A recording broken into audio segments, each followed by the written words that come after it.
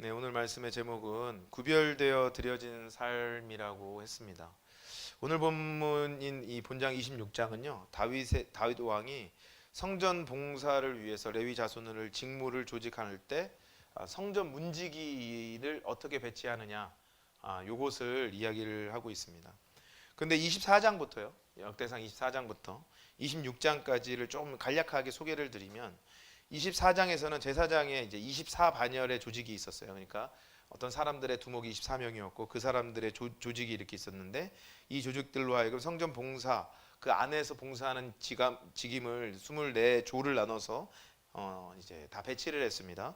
그리고 25장에는 레위인의 성전 찬양단 원래는 이제 레위기나 민수기에는 성전 찬양단이 없었는데 이때 성전 찬양단을 구성해서 그들에게 24조를 짜서 1시간씩 이렇게 돌아가면서 끊이지 않고 그 성전 안에서 찬양이 들릴 수 있도록 지금은 이제 뭐 음악을 틀어서 하지만 그때는 그런 게 없으니까 조직을 해서 찬양을 드렸습니다.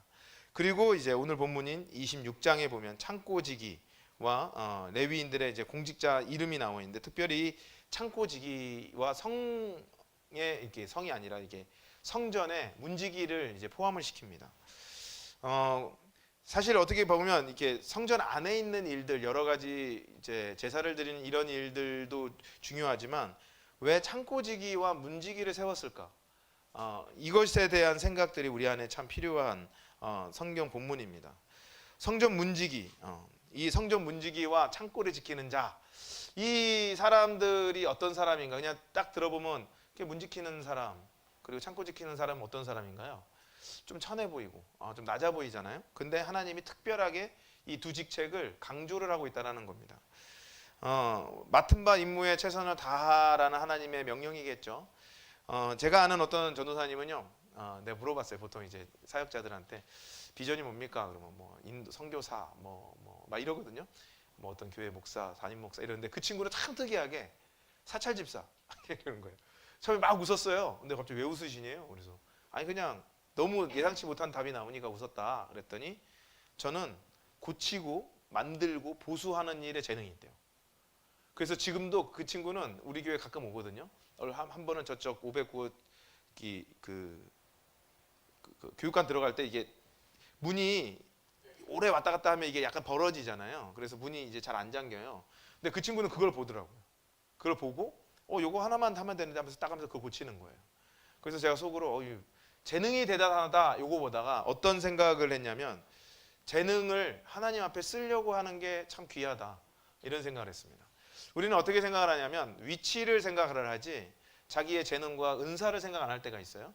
그래서 위치랑 상관없이 그러니까 재능과 상관없이 위치로 가려 하는 게 인간의 이제 속마음인데 하나님께서는 오늘 본문을 통해서 뭐라고 얘기하셨냐면 너의 재능과 너의 은사를 따라 거기에 직임을 다하라.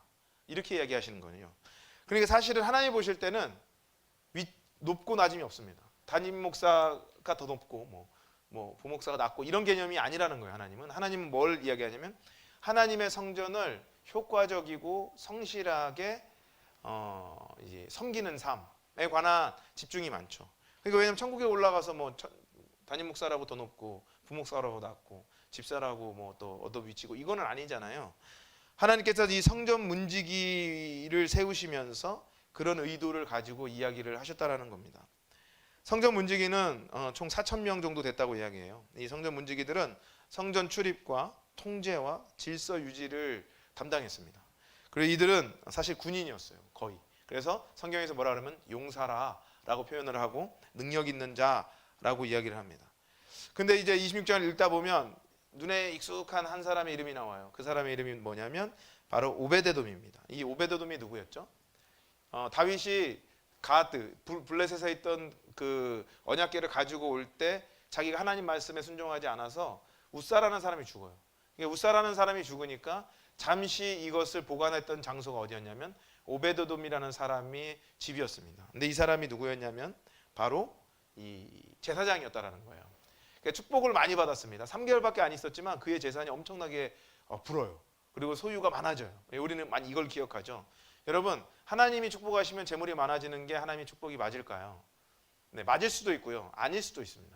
하나님이 축복했지만 이 축복을 온전히 누리지 못하면 이것은 저주로 변하게 되죠. 근데 오베데돔의 가장 큰 축복은 재물의 축복이 아니었습니다.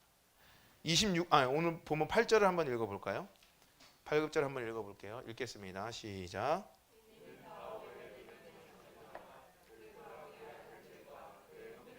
다 능력이 있어 그 직무를 잘하는 자이니 오베데돔에게서 난 자가 62명이라. 오베데돔이 받은 축복은 재물적 축복보다 더 큰 축복이 있었어요. 그 축복이 뭐냐면 자녀의 축복이었습니다.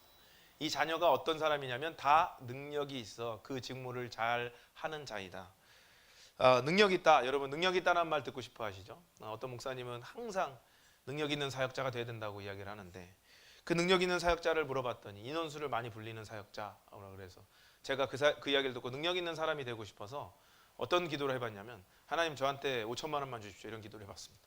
왜냐? 아이패드를 하나씩 청년들한테 주면 금방 여기 한 10,000명 오죠. 그죠? 그게 능력 있는 사람인가요? 아니죠. 능력 있는 자는 돈을 많이 버는 사람, 명예를 빨리 가지는 사람, 일을 빨리 해결하는 사람이 아니라 능력 있는 사람은 오베데돔의 삶을 보니까 재정의 축복이 왔을 때에도 자기의 직무를 잘 감당하는 사람. 다시 말하면 자기를 잘 알고 하나님을 잘 알고 내가 해야 할 일을 잘 알아서 그 일을 잘 해내는 사람. 그 사람이 능력 있는 사람입니다.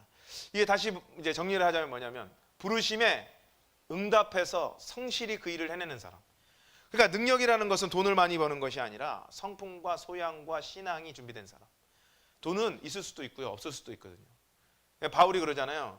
나는 풍부에 처할 줄 알고 빈곤에 처할 줄도 알아. 인생의 삶의 일체의 비결을 배웠노라라고 이야기를 하죠. 나이가 70이 되고 80이 되면 돈 5천만 원, 1억 이게 소용이 있을까요?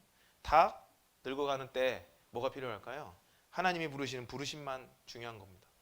그래서 우리의 능력 있는 자 사람들은 이 오베데돔을 가지고 돈이 많아서 그들이 능력이 있었다 착각하지만 오베데돔의 어떤 대사 한마디도 성경에 나오지 않아요. 그런데 그의 자녀가 오베데돔의 삶을 보여줍니다. 오베데돔은 정말 특이하게요. 자손들 중에 어디에 배치되냐면 15절을 보니까 오베데돔이 이제 제비를 뽑아요. 제비를 뽑는데 성전이 북, 서, 동, 남 이렇게 있는데 남쪽을 뽑힙니다. 그러니까 하나님이 오베데돔의 가정을 남쪽 성전을 지키는 자로서 선택을 합니다.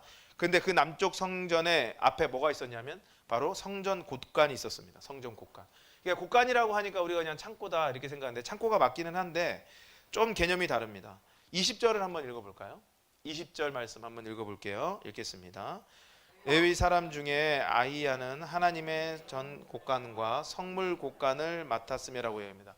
레위 사람인데 하나님의 전 곳간하고 성물 곳간을 맡았대요. 물론 아이야는 오베데돔의 계열은 아니지만 이 사람도 굉장히 신실한 사람이었다라는 거죠.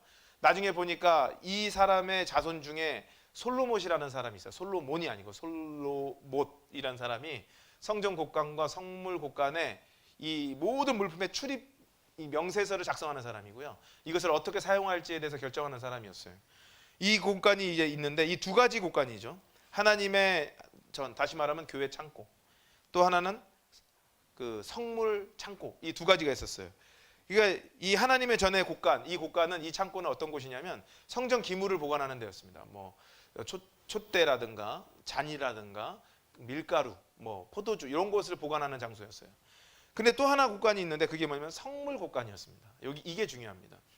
이 성물 곳간은 어떤 곳이었냐면 그 당시에 전쟁이 많았잖아요. 하나님이 전쟁을 딱 내보내. 그리고 승리하게 합니다. 그리고 전리품을 걷어들일 때 그 전리품 중에 중요한 것들이나 하나님이 선택한 것들이 있었어요. 이것들을 어디에 보관하게 하냐면 하나님의 성물 곳간에 보관하라고 합니다. 하나님이 선택한 것은 하나님께 드려라. 그래서 그 곳간에 보관하는데 굉장히 이 곳간 안에 있는 것들이 귀중하고 소중한 보물들이었어요. 금, 은, 동, 놋 뭐 이런 것들이 보관되어 있는 것입니다. 그런데 그런 곳을 아이야 자손들이 출납을 결정을 하고 바라보면서 관리를 했을 때 그 사람을 감찰하던 사람이 누구냐? 바로 오베데돔의 자손이었어요. 이 오베데돔의 자손이 왜 그곳에서 그것을 감찰할 수 있었나? 어떤 사람들은 오베데돔이 이제 부자니까 복 받았잖아요. 돈이 많았다라는 거죠. 그러니까 그곳에 있어서 가난함이 없으니까 그 돈을 잘 관리했다라고 생각하는 사람이 있는데 제가 경험한 바로 돈이 있다고 해서 사람이 탐욕이 없는 게 아닙니다. 사람은 돈을 위해 살면 탐욕이 더 생깁니다. 왜냐? 내 정체성이니까. 돈이 있어야 내 정체성이 올라간다고 생각하니까 돈을 그냥 계속해서 탐욕을 가지잖아요. 그 또 너무 가난해가지고 돈이 너무 없는 사람도 또 위험하기도 하다. 뭐 이렇게 이야기를 하는데 그것은 잘 모르겠습니다. 뭐가 진실이고 뭐가 가짜인지. 근데 저는 어떻게 생각하냐면 성경에서 보니까 오베데돔의 성숙함 때문에 오베데돔을 그곳에 배치시킨 것이 아닌가. 성품과 신앙이 다 겸비되고 훈련되어 있으니까. 그것을 어떻게 하냐면 오베데돔이 자녀를 데리고 있는데 그 자녀의 수가 62명이나 됐습니다. 근데 그 사람들이 다 뭐예요? 자기의 부르심에 합당하게 성실하게 그 일을 감당할 만큼의 성품의 훈련이 되어 있었다. 다시 말하면 오베데돔의 자손은 거룩한 사명과 거룩한 성품을 지닌 사람이었기 때문에 성물을 감찰하고 출납하는 사람들을 견제하기도 하고 그것을 지킬 수 있는 사람이 되었다라고 성경에서 이야기를 하고 있는 것입니다. 그렇다면 오베데돔의 집은 어떻게 거룩한 성품을 가진 집이 되었는가? 단순히 언약궤가요 3개월 동안 가 있어서 축복이 됐다고 성경에 나와서 사람들 그렇게 생각합니다. 언약궤가 와 있어서 그가 거룩해졌는가? 여러분 언약궤는요 별로 중요하지 않습니다. 사실. 왜냐하면 언약궤는 나중에 사라져요. 하나님이 그 언약궤를 없애버려요. 모세를 없애버린 것처럼 언약궤를 없애버립니다. 언약궤라는 존재는 하나님의 임재 상징이지 임재를 의미하지는 않았어요. 예를 들어 이겁니다. 엘리 시대에 워낙에 타락했죠. 이다말 자손 엘리가 대제사장이었는데 굉장히 타락했어요. 그러니까 블레셋과 전쟁하려는 계속 지니까 이 엘리가 어떻게 하냐면 그러면 언약궤를 보내라 그래서 실로에 언약궤가 있었는데 언약궤를 메고 그곳에 전쟁에 나가니까 막 그 전쟁터에 있는 막 이스라엘 백성들이 막 소리를 지르면서 이제 우리에게 승리가 있겠다 하면서 막 소리 지르니까 블레셋 사람들이 긴장합니다. 반대편에 있는 적이 너무나 이게 기계가 올라가니까 굉장히 긴장했죠. 근데 그 언약궤를 메고 간 사람이 누구냐면 홈니와 비나스였습니다. 이 두 제사장이 누구냐면 엘리의 아들들인데 얼마나 악한지 이 성전문을 지키는 여인과 간통을 하고 하나님에게 드려지는 음식을 갈고리를 던져서 가장 좋은 걸 자기가 먹고. 근데 이것을 엘리가 아버지임에도 이 컨트롤을 안 하는 거예요. 그냥 죄가 완전히 너무 편만하게 있고 하나님을 우습게 하는 삶이 되니까 그 언약궤를 뺏기는 사건을 경험합니다. 그리고 엘리는 흔들리자 이렇게 앉아 있다가 자기 아들이 죽었다는 이야기를 듣고 놀래서 떨어져서 목이 부러지는 사건을 경험하죠. 여러분 언약궤가 중요한 것이 아니라 언약궤를 가진 사람으로서의 삶이 중요하거든요. 근데 그들이 그걸 살려내지 못했던 거예요. 다윗도 그랬죠. 너무나 좋았어요. 그래서 언약궤를 가져오고 싶었어요. 그런데 언약궤를 가져오는 방법이 있잖아요. 그게 뭐냐면 하나님의 제사장들이 어깨에 메고 율법대로 와야 되는데 그렇게 안 하고 그냥 소달구지에다 오다가 그냥 음악을 크게 틀으니까 소가 놀라서 막 뛰니까 언약궤 떨어지잖아요. 그러니까 언약궤가 그냥 귀하니까 우사가 손으로 잡았다가 어떻게 돼요? 그 자리에서 죽습니다. 그래서 그 자리를 베레스 우사라고 이야기했고 다윗이 막 고민을 합니다. 어떻게 하면 이 언약궤를 가져올까 고민을 할 때 성경에 보니까 그 근처에 있었던 이 오베데돔이라는 사람이 제사장인데 이제 언약궤를 이제 메고 갔다라고 이야기합니다. 사실 언약궤를 메고 갔다 해서 저도 언약궤를 오베데돔이 잘 알고 어깨에 메고 갔냐라고 생각했는데 그게 아니라 소달구지를요 돌려가지고 그냥 그대로 자기 집에 가져갔어요. 그러면 다윗과 오베데돔이 차이가 없었죠. 그런데 잘 보시면 성경을 잘 읽어보잖아요. 그러면 나중에 이 7장에 가보면 이제 다윗이 언약궤를 가져가려고 사람을 보냅니다. 그 사람을 보내가지고 언약궤를 메요. 성경대로. 그래서 6발을 가요. 6발을 갔더니 갑자기 살찐 송아지를 잡아서 하나님께 예배를 드려요. 왜 그랬을까요? 그 이유가 뭐냐면 6발을 갔더니 그때 당시만 해도 이 말씀이 맞는지 틀린지를 몰랐어요. 그러니까 진짜 안 죽을까 했더니 안 죽는 거예요. 그러니까 하나님이 우리 말씀을 따라서 사는 우리를 축복하시는구나 하면서 하나님께 예배를 드린 거예요. 그러니까 오베데돔은 뭐예요? 사실은 언약궤가 우사를 죽였잖아요. 그러면 자기 집으로 돌려서 가져올 때 블레셋 사람들한테 많이 이야기를 들었을 거예요. 막 다곤신이 팔이 잘리고 역병이 들어왔다는 것을 알고 있었는데 우리 집에 오면 우리가 곤란을 당하지 않을까? 라고 고민을 했을 거라는 거죠. 근데 오베데돔이 그런 고민을 하지 않았어요. 왜냐? 하나님을 향한 마음이 특심했기 때문에. 하나님이 이 법궤를 보는 마음이요 다른 사람과 달랐어요. 하나님의 임재가 우리 가운데 있는 것 자체가 우리에게 복이다 생각했고 하나님을 믿고 신뢰했다라는 겁니다. 여러분 십자가 우리 달려 있잖아요. 어떤 교회 가면 십자가 없애버렸거든요. 저도 없앨 수 있으면 없앴으면 좋겠어요. 십자가 모양이 능력이 있습니까? 아니면 십자가에 올라가서 죽으시고 부활하신 예수 그리스도가 능력이 있습니까? 그 의미가 중요하잖아요. 그 마음이 중요하잖아요. 오베데돔이 그런 사람이었습니다. 자기 마음을 드린 사람. 이 언약궤를 보는 마음이 그냥 단순히 복받겠다 마음도 아니었고요. 예수님을 너무 사랑했고 하나님을 너무 사랑했던 사람의 마음이었다라는 거예요. 잘 생각해 보면 오베데돔이 살았던 그 지역은 블레셋 지역이었어요. 가드였다고요. 그곳은 이방신들이 많았던 곳이고 항상 전쟁이 있었던 곳인데 그가 그곳에서 이방신에게 영향받지 않고 자기 자식을요 믿음으로 잘 양육했다라는 뜻을 함축하고 있는 거예요. 여러분 자식 교육 어떻게 시킵니까? 가르쳐서 됩니까? 가르쳐서 절대 안 되죠. 부모가 그렇게 살아야 자식도 변하는 거거든요. 내가 그렇게 못 사니까 자식이 변하지 않는 거예요. 그러면 그것을 인정하고 이 오베데돔처럼 언약궤를 바라보고 하나님을 바라보는 삶을 원천부터 바꾸면요 늦더라도 자식은 변해요. 사람이 하나님 앞에 나올 때 하나님은 뭘 보신다고요? 우리의 중심을 보신다고 그랬죠. 오베데돔은요 그 중심이 확실한 사람이었어요. 확실한 중심을 가지고 있으니까 하나님께서 그를 축복하기 시작할 때 그 축복이 하나님께부터 왔다라고 깨달아지는 거예요. 근데 어떤 사람은 언약궤가 왔어요. 근데 중심이 잘못돼. 그러니까 축복을 받으니까 어떻게 해요? 아 이건 내가 잘해서 어쩌다 보니까 축복받는구나 생각하니까 어떻게 되죠? 웃사가 죽는 일이 우리 가정에 계속 반복이 되는 거예요. 하나님을 바라보는 삶. 여러분 하나님이 알아가는 이 삶이 얼마나 중요합니까? 요즘 코로나19로 이제 우리도 오늘 1000명이 넘었더라고요. 이제 갈 때까지 간 겁니다. 왜냐요? 1000명이 넘어가는 순간 더블링이라는 게 일어난대요. 2000, 4000, 6000 이렇게 일어난대요. 막을 수 없는 거죠. 그러면 이제 3단계라고 하면 우리가 예배를 더 드릴 수 있느냐 없느냐 몰라요. 제가 굉장히 불안하더라고요. 대전에도 많이, 세종에는 많이 안 나오는데 대전에도 많이 생기고 그러니까 막 저 스스로도 짜증이 나는 거예요. 예배를 이 12월에 성탄의 계절에 하나님을 예배해야 되는데 하나님을 예배를 못하는 구나라 이 마음이 마음이 힘들고 있을 때 하나님께서 제 마음에 어떤 마음을 주셨냐면 너는 예배를 드릴 수 있느냐 없느냐를 생각하기보다 하나님이 이 일을 왜 일으키느냐에 대한 확실한 믿음을 가지라. 무슨 말이냐면 하나님이 코로나라는 역병을 일으킨 이유 성경의 그 근원이 뭐냐면 우리의 교만이거든요. 예수 그리스도를 믿고 하나님을 믿는 사람들의 교만 뭐냐면 우리는 선민이다. 나는 달라. 그런데 우리의 행동은 어떻죠? 언약궤를 무시했던 엘리의 행동이냐 오베데돔을 신뢰했던 언약궤를 신뢰했던 오베데돔의 삶이냐예요. 오베데돔은요 성경에 한마디도 나오지 않아요. 그가 무슨 말을 했는지. 근데 그의 삶이 나와요. 누구를 통해서? 그의 자녀가 성문 지키는 사람으로서의 변화되는 삶으로 나오는 거예요. 그래서 이 문제를 가지고 어떻게 해야 되는가 고민을 해봤을 때 하나님께서 인정하라는 겁니다.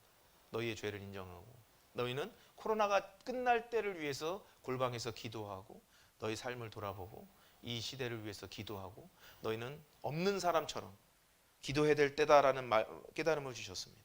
하나님은 법궤를 소중하게 여긴 분이 아니라 오베데돔의 마음을 소중히 여겼던 사람이에요. 하나님은 이 형식적인 교회 예배를 중요한 게 아니라 이 교회 예배에 참석한 우리의 마음을 소중히 여깁니다. 하나님께서 우리를 그렇게 축복하시는 거죠. 오베데돔의 그렇게 거룩한 삶과 이 분별된 삶이 그의 자녀를 온전하게 키웠고 그의 자녀는 합당한 그 자기 부르심에 합당한 삶을 살아내는 능력 있는 사람이 되었어요. 하나님께서 이렇게 오베데돔을 축복하셨죠. 우리는 하나님 앞에서 어떻게 그렇게 부르심에 합당한 삶을 살고 있는가 한번 생각해 봐야 됩니다. 성물 곳간 그곳에 가장 중요한 것이 있을 때 그곳에서 정말 하나님이 구별된 성물이 보관되었을 때 우리의 삶은 어떤가? 우리는 그냥 헌금만 드리는 삶인가 아니면 그 헌금에 내 마음을 담아서 드리는 삶인가를 한번 돌아봐야 됩니다. 오늘 본문 26절에 보니까 솔로몬이라는 사람이 나옵니다. 한번 읽어볼게요. 읽겠습니다. 시작.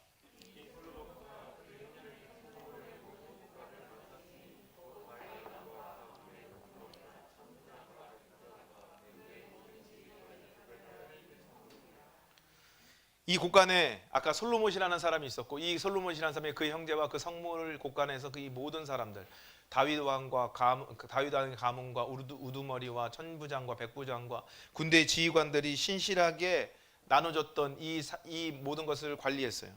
그런데 잘 생각해 보시면 옛날에 고대 근동 지방에서는요 이 성물을 관리한 이 성물, 다시 말하면 전리품이죠. 이 전리품을 어떻게 사용했냐면 모든 것을 걷어들여서 자기의 부하한테 나눠줬습니다. 그러니까 자기도 갖고 많이 나눠줬어요. 왜 그랬을까요? 자기를 따르게 하려고. 그렇잖아요. 너 전쟁 나서 이기잖아? 그러면 이 모든 게 네 거야 라고 말하면 사람들이 막 흥분을 하면서 전쟁에 참여하잖아요.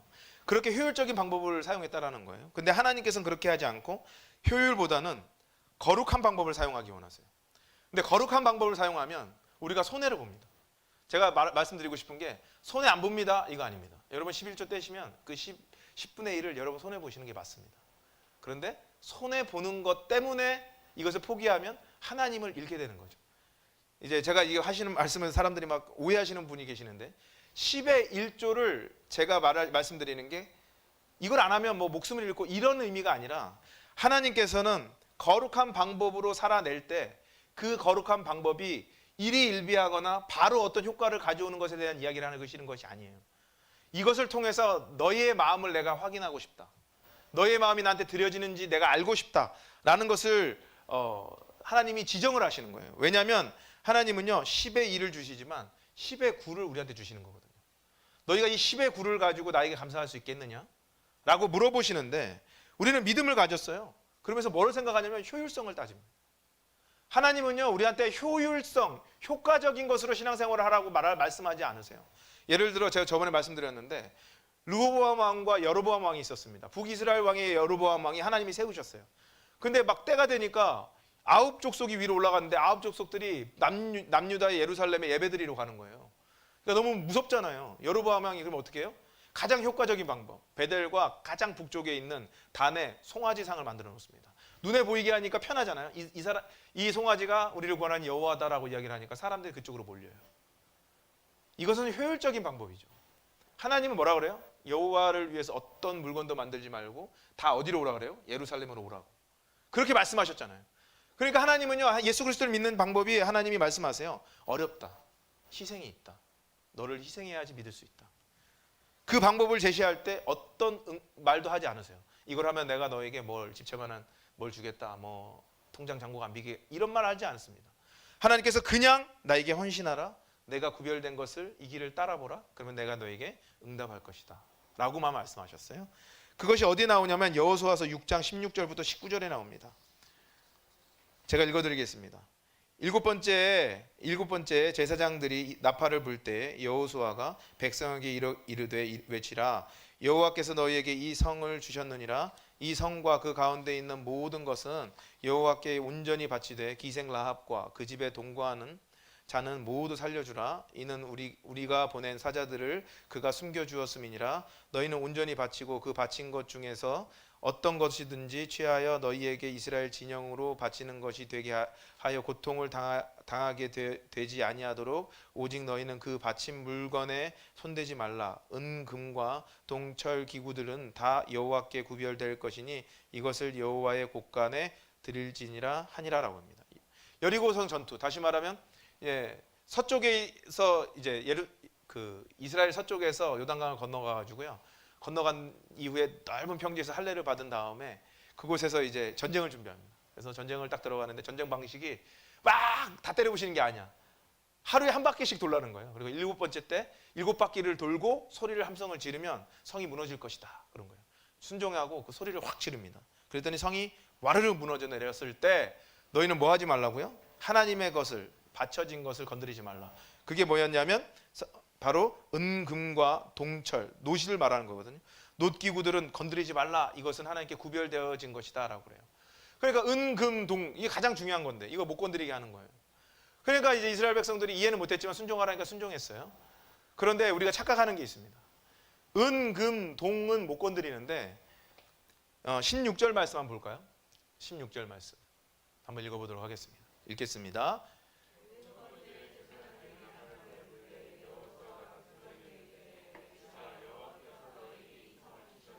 네, 하나님은 은, 금, 동, 철을 가지고 계시고요. 뭘 줘요? 땅과 모든 것을 다 줍니다. 먹을 수 있는 거 다, 먹고 싶은데 다 줘. 가축 다 가져라. 그리고 구별된 것만 건드리지 말라. 근데 우리는 꼭 어떻게 하죠? 하지 말라 하면 그게 더 좋아 보여. 이상하잖아요. 10의 1을 드리라고 했으면 10의 9가 우리 건데 10의 1이 아까워. 그게 죄성이에요. 하나님이 더 주시려고 하시는 거거든요. 그런데 우리는 꼭 저래. 꼭 잘못된 것에 눈을 돌려요. 하나님께서 우리한테 주시는 것이 얼마나 많습니까? 이때 당시만 해도 만나가 끊어졌거든요. 그러니까 먹는 것을 추수해서 거둬야 돼요. 추수할 수 있는 땅이 있었다라는 거죠. 금, 은, 동보다가 더 좋은 땅이 있고 그때부터 포도원이 그들에게 각 집안에 다 주어졌어요. 여러분 땅이 비싼가요? 금, 은, 동, 철이 비싼가요? 땅이 훨씬 비싸죠. 돈을 좋아하니까 돈처럼 돼버린 거예요. 그러니까 돈은 생명이 없으니까 그것을 만지는 사람의 중심에 따라 움직이는 건데 자기가 자기 중심을 돈에게 줬으니까 어떻게 됩니까? 생명이 있는 존재가 그런 짓을 했으니까 하나님이 그 생명을 취하게 되신 겁니다. 여러분 돈이 목적인 삶은요 돈을 소비하게 되는 삶이잖아요. 그런데 우리의 우리는 소비되는 삶을 살면 안 됩니다. 소비되는 것이 아니라 공급되는 삶을 살아야죠. 우리는 하나님으로부터 공급되어 사람들을 공급해주는 삶을 살아야 되는데 우리는 어떻게 사냐면 돈에 의해서 공급되니까 우리의 삶이 소비돼 버립니다. 그러니까 돈을 계속 갈구하는 거죠. 돈이 없으면 짜증나고 돈이 없으면 아무것도 못하고 돈이 없으면 화가 나고 돈이 없으면 예수님과 함께 있는 시간도 소비해버리고 돈이 없으면 예배까지 다 모든 것을 희생시켜버리는 거예요. 우리나라 말에 견물생심이라는 말이 있죠. 어떤 물건을 보면 마음이 생긴다. 여러분 이것은 틀린 말입니다. 하나님 뭐라고 그러시냐면 너희 마음 가운데 하나님을 품고 눈을 떠서 돈을 바라보라 라고 말씀하시는 거예요. 우리는 우리 마음에 탐욕을 품고 그 돈을 보거나 탐욕을 품고 세상을 보거나 탐욕을 품고 더 가지려고 할 때 우리는 어떤 이유로든 그렇게 죽음으로 우리가 떨어지게 되는 겁니다. 하지만 하나님은요 우리한테 말씀하세요. 구별된 삶을 살라. 재물을 구별하듯이 너희 마음도 구별하라는 거예요.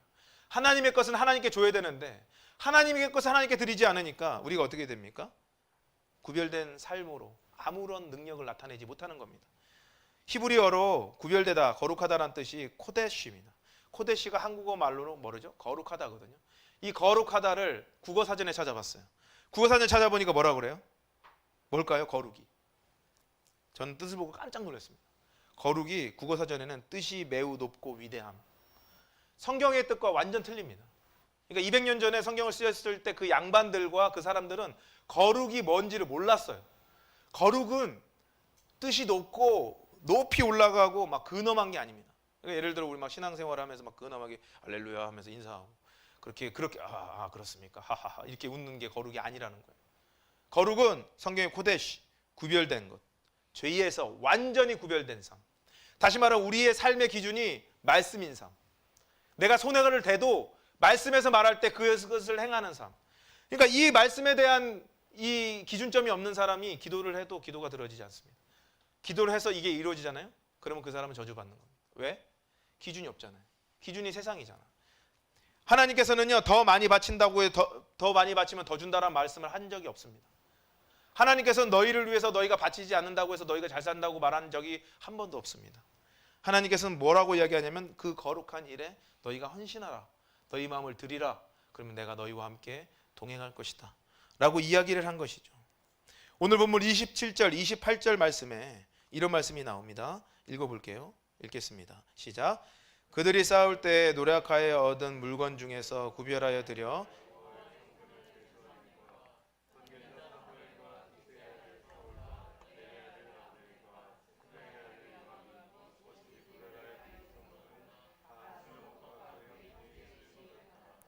네, 거기서 보니까 이제 싸움에 나갔을 때 아까 다윗과 천부장과 백부장도 있었지만 누가 언급이 되냐면 사무엘과 사울과 아브넬과 요압이 언급이 됩니다. 이 네 사람 중에 사무엘은 신실한 사람이었습니다. 이 사람이 제물을 드린 거는 굉장히 큰 제물인데 중요한 건 나머지 세 사람입니다. 사울도 악했고 아브넬도 악했고요. 요압도 그 이상 요압이 아브넬을 죽였거든요. 굉장히 탐욕스러운 사람들 세 사람이 구별되어서 성물을 드렸습니다. 그랬을 때 이것을 누구의 지휘 안에 둬요? 슬로못이라는 굉장히 신실한 거룩한 사람의 그 형제의 지휘 아래 두고 관리하게 하셨다라는 겁니다. 가장 중요한 게 뭡니까? 바로 인간의 마음이라고 제가 강조했죠. 사람의 마음이 가장 중요하다는 게 여기서 드러납니다. 왜냐하면 악한 사람 세 사람이 드는 성물을 선한 사람이 손을 대었더니 그것이 곧 뭐가 돼요? 하나님께 드리는 성물이 되었다. 누가 만드느냐가 중요하죠. 우리는 탐욕을 가지고 자꾸 하나님 앞에 나와서 탐욕적인 생각으로 기도를 하고요. 탐욕적인 생각으로 재물을 달라고 하는 거예요. 그랬을 때 하나님께서 말씀하시는 것은 너의 마음이 어떠냐라고 물어보시는 겁니다. 하나님께서는 우리에게 어떻게 말씀하시냐면요. 재물은 불의하다라고 이야기합니다. 여러분, 돈은 불의합니다. 돈 자체가. 돈은 굉장히 불의한 거예요. 왜냐? 이 돈이 우리를 집어삼킬 수 있으니까. 누가복음 16장 9절부터 11절에 예수님이 이렇게 정의해 버립니다. 내가 너희에게 말하노니 불의의 재물로 친구를 사귀라. 그리하면 그 재물이 없어질 때 그들이 너희를 영주할 처소로 영접하리라. 지극히 작은 것에 충성하는 자는 큰 것에도 충성되고 지극히 작은 것에 불의한 자는 큰 것에도 불의하리라. 너희가 만일 불의한 재물에도 충성하지 아니하면 누가 참된 것으로 너희에게 맡기겠느냐라고 얘기해요. 재물 자체를 불의하다라고 이야기합니다. 왜냐하면 이 재물에 우리가 딸려 들어가니까. 만약에 우리가 이 불의한 재물을 가지고 친구를 사귀라. 다시 말하면 친구를 사귀라는 말이 뭐 술 사주고 밥 사주고 이런 개념이 아니라 그 친구들에게 이 재물을 통해서 복음을 전할 수 있는 그 길을 마련하라. 그러면 결국 불의한 재물은 어떻게 돼요? 없어진다. 그러나 그 다음에는 하나님이 하시는 일만 남을 것이다. 다시 말하면 돈은 있을 때도 있고 없을 때도 있는데 우리는 어떻게 하냐면 돈이 아까워가지고 하나님의 일을 등집니다. 그리고 우리는 깨닫지를 못해. 왜 돈이 없어지는지. 우리가 왜 이렇게 힘든지. 여러분, 제가 목회자죠. 우리 아내가 1년 전에 코로나로 인해서 퇴직당했습니다. 그리고 일을 하려고 했어요. 근데 기도하다가 우리 아내가 뭐 가정 경제에 큰 뭐 역할을 막 이렇게 그만큼 재정은 아니라도 그래도 우리 아들들 두 아들 축구 회비 정도 내줄 수 있는 재정이었거든요. 근데 그게 작은 돈은 아니에요. 우리 재정이 한 20, 30% 되는 재정인데 그것이 딱 잘렸을 때 하나님이 우리 아내와 저를 기도할 때 뭐라고 했냐면 너의 부르심에 소임을 다하라 그랬어요. 그래서 그때부터 시작했던 게 묵상 교육이었어요. 그래서 아내가 계속 묵상 교육을 했는데 얼마 전에 그런 고백을 했습니다. 하나님이 1년 동안, 딱 1년 됐거든요. 1년 동안 그때보다 훨씬 평안한 삶을 주셨다라고 고백했습니다. 돈이 더 남았다도 아니에요. 필요를 채우시는 하나님을 경험했다. 왜냐? 하나님께서는 그런 분이거든요. 재물은 너의 목숨이잖아. 여러분, 맞습니다. 재물이 우리 목숨과 같아요. 근데 그 재물을 주신 분도 하나님이시라는 것을 잊고 사는 게 가장 큰 저주와 같은 겁니다. 여러분, 우리는 어떻게 삽니까? 그 재물을 향해서 충성되게 사는가? 제가 이런 설교하면 사람들이 아우 강신호 목사 또 이제 헌금 설교하는구나. 여러분, 헌금 설교하는 것이 아니라 마음에 대한 설교를 하는 겁니다. 생각해 보십시오. 여러분의 마음을 보여줄 때 재물을 사용하는 거 말고 어떻게 마음을 보여주시죠? 방법 없습니다. 맞잖아요. 지나가는 분한테 너무 감사해. 그럼 뭐 하죠? 살해하는 거잖아요. 맞잖아요. 시간을 많이 보내는 것도 맞지만 결국은 뭐냐면 재물을 우리가 어떻게 성경의 말씀대로 사용하느냐 이거거든요. 그래서 어떤 사람들은 막 이게 잘못된 목회자들은 막 분에 넘치게 헌금하라. 여러분, 저희 교회에서 절대 분에 넘치게 헌금하지 마십시오. 그냥 성경이 말했던 대로 10의 1조를 하시고 감사를 하시면 그뿐입니다. 왜냐? 10의 1조로 충분히 교회에 이끌어갈 수 있습니다. 저 같은 사역자도 벌어먹을 수 있어요. 왜? 하나님이 그렇게 만드셨거든요. 10의 1조만 있어도요, 교회는요 부흥되고 잘 나갈 수 있는데 문제는 10의 1조를 맡은 목회자가 여태까지 많은 실수를 했기 때문에 이 말을 하면 아유 또 목사가 돈 이야기하네. 여러분, 돈 이야기하는 것이 아니라 하나님의 말씀에서 그렇게 하라고 했기 때문에 그것을 강조하는 것 뿐입니다. 그리고 솔로몬처럼 제가 살아야 될 부르심이 저한테 있는 거죠.